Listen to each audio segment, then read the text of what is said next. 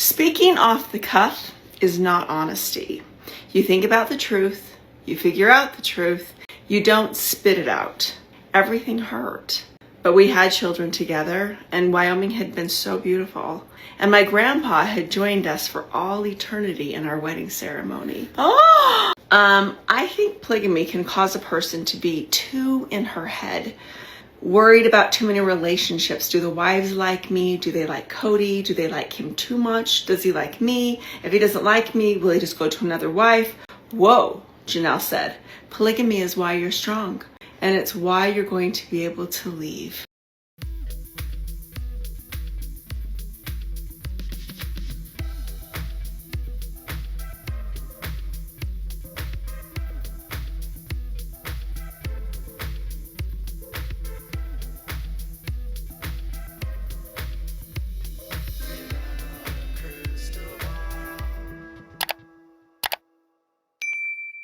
Hi, besties. If you are wondering if Christine Brown actually goes deeper than what we see on the show, the answer would be yes. Christine Brown's Woolley's new book is coming out. And yesterday she was on Instagram Live for about 8 minutes.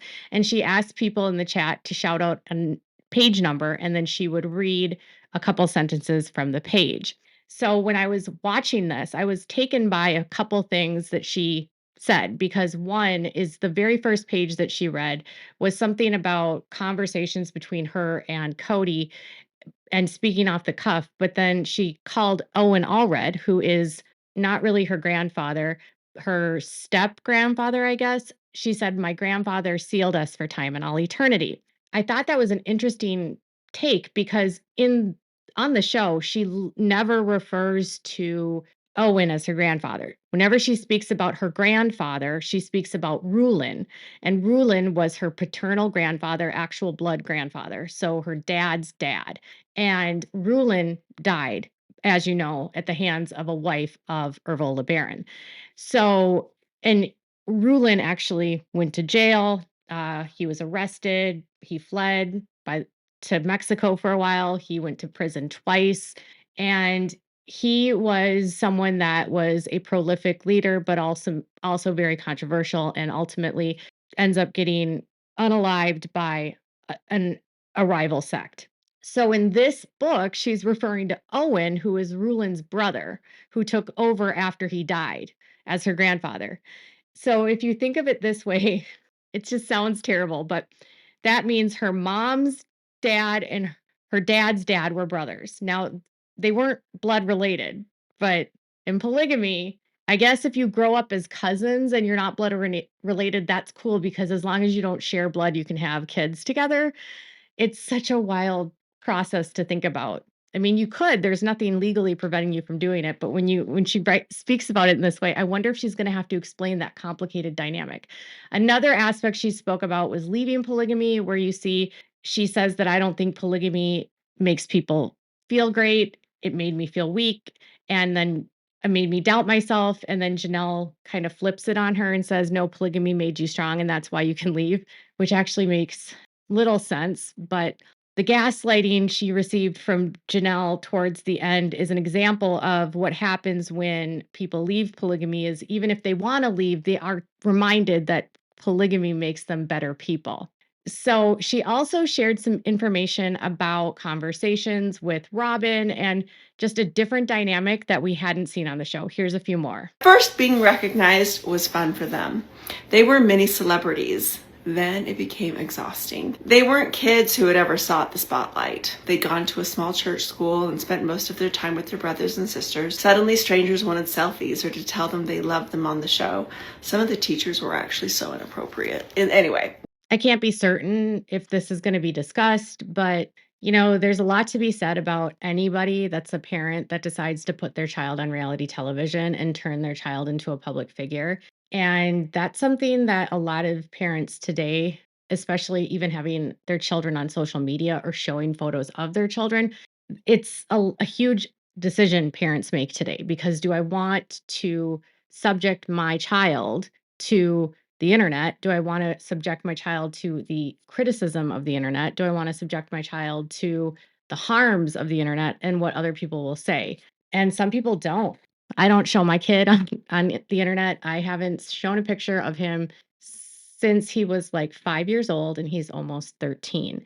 So, people today have to balance if they're going to expose their child to that world. And they threw kids in that were so incredibly sheltered into a just circus, into a lion's den, really, because so many Americans already hated polygamy, and many find the entire culture offensive and inappropriate and obscene, perverse. And for that reason alone, it put their kids in a position where they were being the public faces of polygamy. And I don't know if that's going to be discussed at all, but she seems to at least address the fact that her kids were ill prepared. Maybe there's some self reflection here, although I don't know about that because she still has Truly on the show, although rarely. I don't know. Yes, one day as we traveled home from a group trip, Robyn made a request. I want to talk about garments, she said. As a reminder, garments, otherwise known as temple garments or Mormon underwear, are underclothes that have been blessed. But you guys, they're hot, especially our church's garments. So if I'm assuming this is the direction it's going to go, is that Robyn is the individual that brings up the topic about getting rid of wearing garments. And this is an interesting view because Robyn on the show claims that she is so devout to her faith and she believes in it so much and it's so important to her. But prior to her marriage with Cody, she was married to a man outside of the church and they didn't wear garments because they weren't part of the church anymore. They didn't get sealed, they didn't get married in the church. Preston wasn't a part of the church. So she wasn't wearing garments for like a very long time. And I don't know that she ever wore garments as an adult because garments are not necessarily worn by children. They're worn by adults as they prepare to go through the temple ordinances. And in this church specifically, the garments go all the way down to their wrists, their ankles, their necks, and they are extremely hot. Yes, that's absolutely true. And I've talked to a number of women that have had different conversations in their families, and they talk about wearing garments and whether they do or they don't when they're at home. The issue here, though, is that if you are the most dedicated, the most righteous, and the most committed to the faith, you wear your garments at all time. And not wearing them is akin to being unholy, non-committal, not being on the path of the righteous. And so if Robyn's the one that tells them that they shouldn't have to wear them, that's a huge shift in what this family had done for the entirety of their relationships.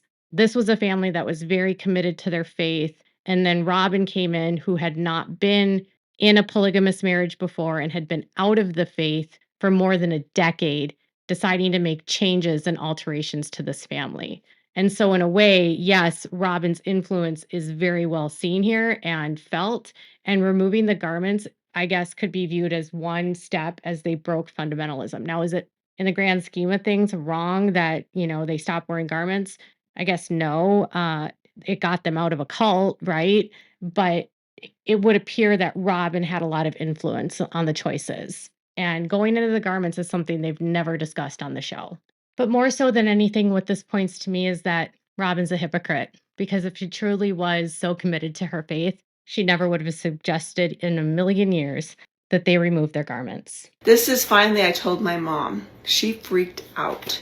She made a couple of phone calls and the ladies disappeared from our Sunday school classes. It's not a mob story. They disappeared from our Sunday school classes. Polygamy PTA. The church leaders themselves continued to teach end times from the pulpit, and I didn't know what was real. I have no idea the context of this sentence, but obviously something happened in Sunday school. Something was said. The women are removed from that class, and then she's confused about the truth about what's going on in the church. That could mean so many different situations. I mean, a lot happened in the 70s and 80s. I mean, her grandfather, Rulon, was killed in 1978.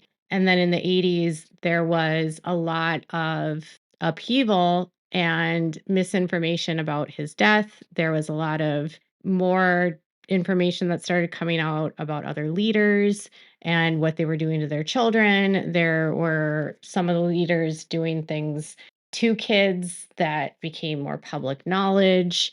I honestly don't know, or it could have been a woman in Sunday school that told her the truth about something and she was defecting, you know what I mean? Like, sometimes women will, or someone before they leave the church, they start speaking the truth, and I don't know if she was exposed to something. I don't know if something specifically happened to Christine herself, but I have wondered for a long time if there would be any conversations about abuse that occurs to children in this cult, because I haven't spoken to a single person that grew up in this lifestyle that hasn't gone through something. And I'm, severe. And I don't know if she'll even talk about anything like that in her childhood. It would be impossible for me to assume that she hadn't faced some level of abuse as a child, but I don't know. Obviously, something happened there. But it would appear that the doubting of her faith and what was real versus what was not real started when she was a child. I used to rib Cody that the show was called Sister Wives, not Cody and the Sister Wives. And he'd say, but it's really about me. He was right to some extent. He'd say that he was the most dynamic of out of all of us. I would agree that you're the most dramatic of us. I teased. Okay, so I've told you for a long time that behind the scenes, Cody always says it's his show and he acts like it's only him and it's all about him. And for the longest time, the show's whole premise was a man and his 4 wives. So a man, Cody, and his 4 wives, meaning that the man is the center of the show. And if you watched the show, it was the man going to all these different places, and the man was in every scene for the most part because the man had relationships with all these women and the women coexisted around the man.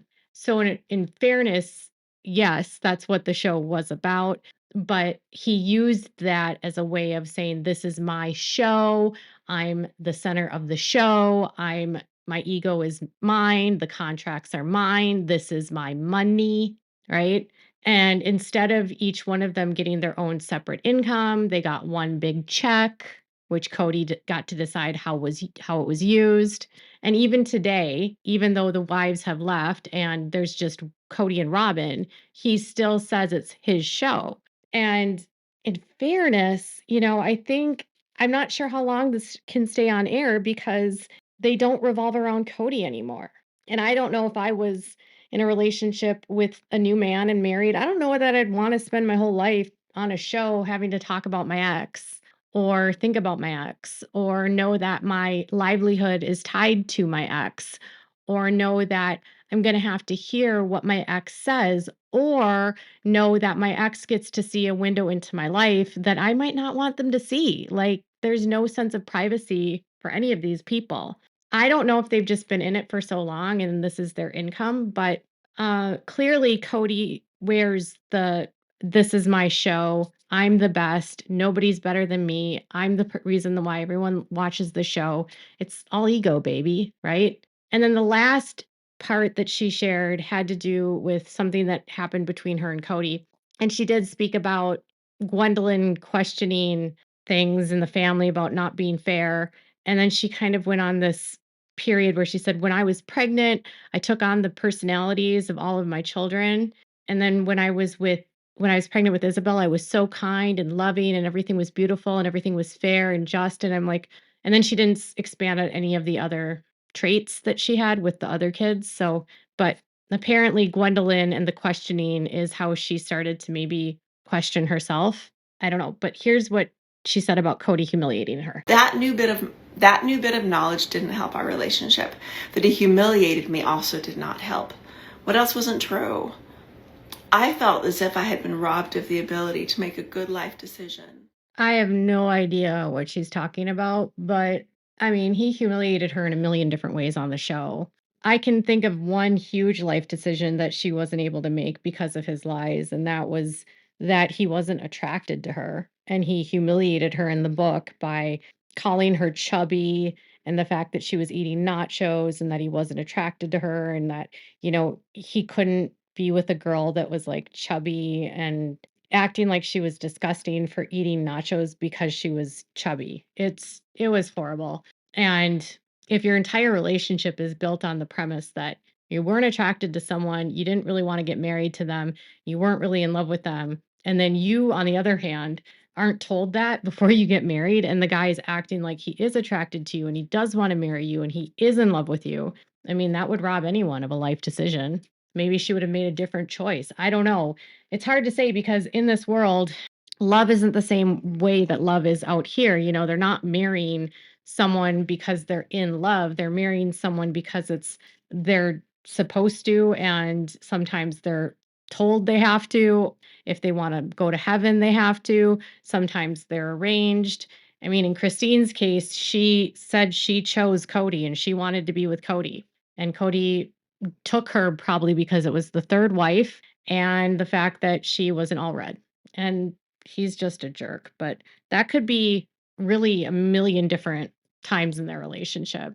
And none of the women really got to make their own choices about life until they left. The only one that seemed to be making choices for their own lives and for all of their lives was Robyn. So, a couple takeaways I got from her book reading, just a few sentences, was that she talks about the challenges of the show, raising kids on the show, the changes and the hypocrisy of Robyn with changing their faith and altering their dynamics, Cody lying to her, humiliating her, Cody's ego and arrogance and control of the show.